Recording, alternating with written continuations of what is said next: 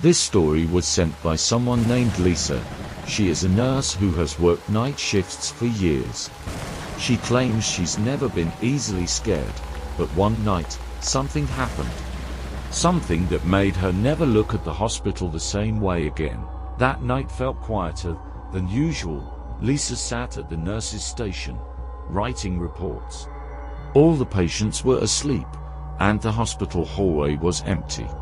She was used to this kind of silence, but somehow, that night felt different, colder, emptier. She was focused on her writing when she heard it. Nurse. She turned her head. The hallway was empty. No one was there. Maybe she misheard it.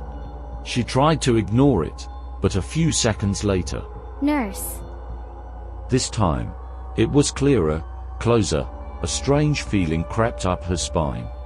She stood up and slowly walked down the corridor. Her steps were cautious, her eyes scanning each room. All the doors were closed. All the patients were asleep, but the feeling remained. The feeling of being watched. Then she felt it. Something tugged at the hem of her uniform. Her heart pounded as she turned quickly. Nothing, no one was there. The air suddenly turned ice cold. Her breath became visible. And when she glanced to the side, she saw it. The door to room 300 was slowly creaking open. That room was supposed to be empty. She hesitated, but stepped closer. Inside, sitting on the hospital bed, was a small child. She faced away from Lisa. Long hair draped over her shoulders, her body completely still. Lisa wanted to speak, to ask who she was. But before she could say a word, the child turned around. And the moment their eyes met, Lisa knew. That child was not supposed to be there. She stared, frozen in place. The child's eyes were too big, too black. Her skin was pale, almost translucent, and her lips curled into a smile that no human should ever make. Then she spoke. Nurse. Stay with me. The voice was not that of a child. It was deeper, colder.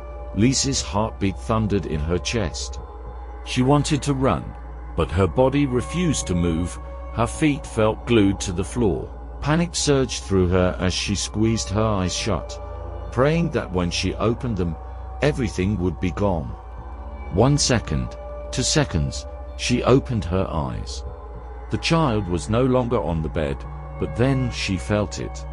A cold breath on the back of her neck. Slowly, she turned around. The child was standing right behind her, too close. Her mouth opened, as if about to speak. The hallway lights flickered and went out, and in the darkness, a whisper came. Don't go, nurse. Lisa screamed. When the lights flickered back on, she was already standing in the hallway. Room 304 was empty. The door was tightly shut.